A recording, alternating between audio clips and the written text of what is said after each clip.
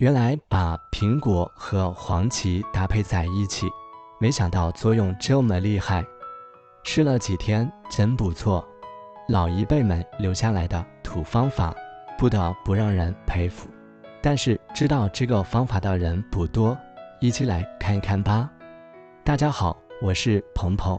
首先准备一把黄芪，大约5到6克左右。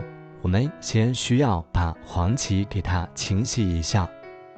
清洗黄芪也是有讲究的，黄芪清洗过程当中不能用热水，同时清洗时间也不宜过长，否则就会导致它当中的营养成分流失掉一部分。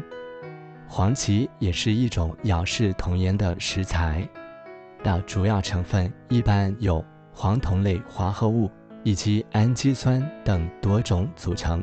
黄芪通常用来泡水、煲汤、煮粥等等。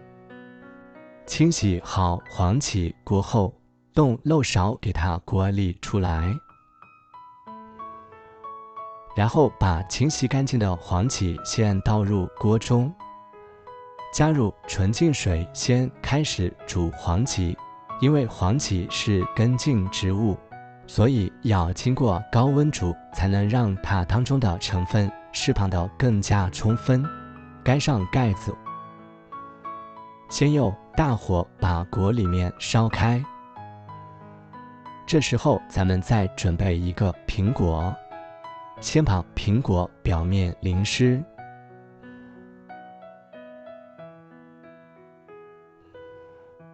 然后把苹果表面撒上一点食盐，用食盐来搓洗苹果，可以把苹果清洗得非常干净。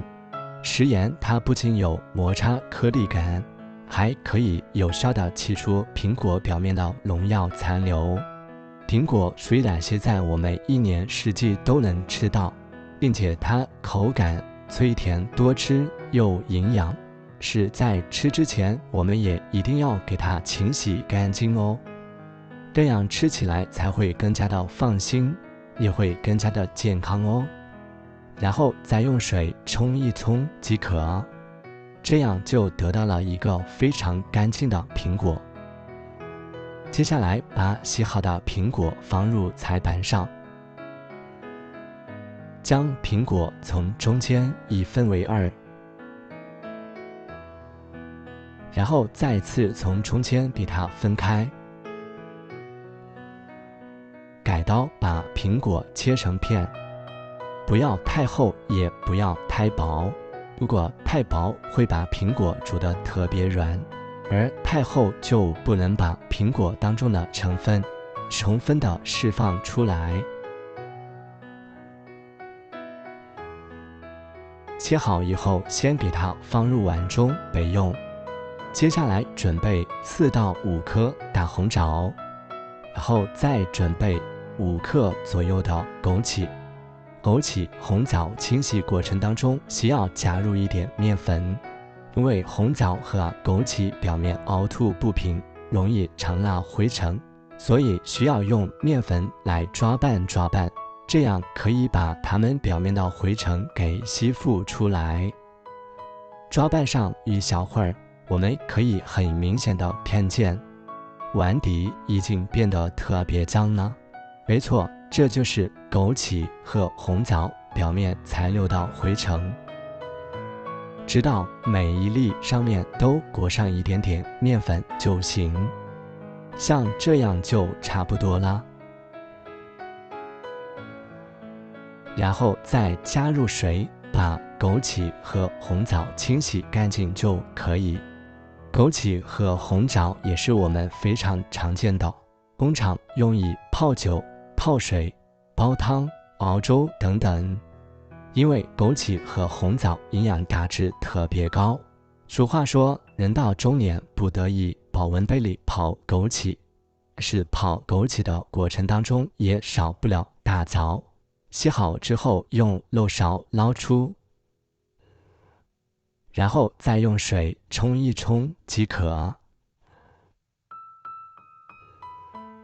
洗好之后，把它和苹果倒在一个碗当中，而这里我们需要把红枣给它剪开，因为一整颗红枣不利于让红枣当中的营养成分彻底释放出来，所以一定要给它剪一剪。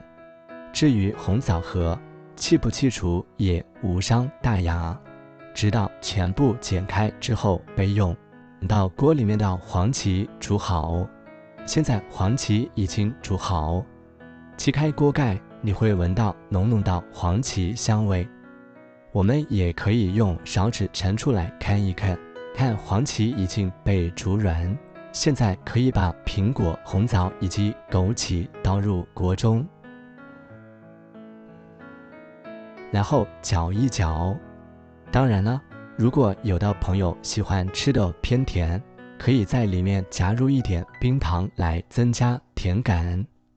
然后再次盖上锅盖，转小火熬煮上10到15分钟左右即可。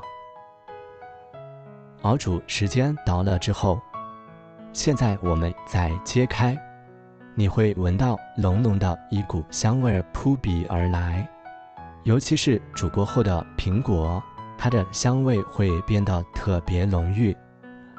这样煮过的苹果，它口感会微微发软，但是吃起来也是相当的不错。这样一锅黄芪苹果红枣茶就做好了，然后关火，我们只需要盛出，盛上满满的一大碗，并且这样一锅也可以盛上3、4碗，足够一家几个人喝了。当然呢，盛好之后，我们一定要趁热喝，因为趁热喝它口感会更好。像平时喜欢吃苹果的你，或者喜欢用黄芪泡水的你，有没有试过把它们搭配在一起这种方法呢？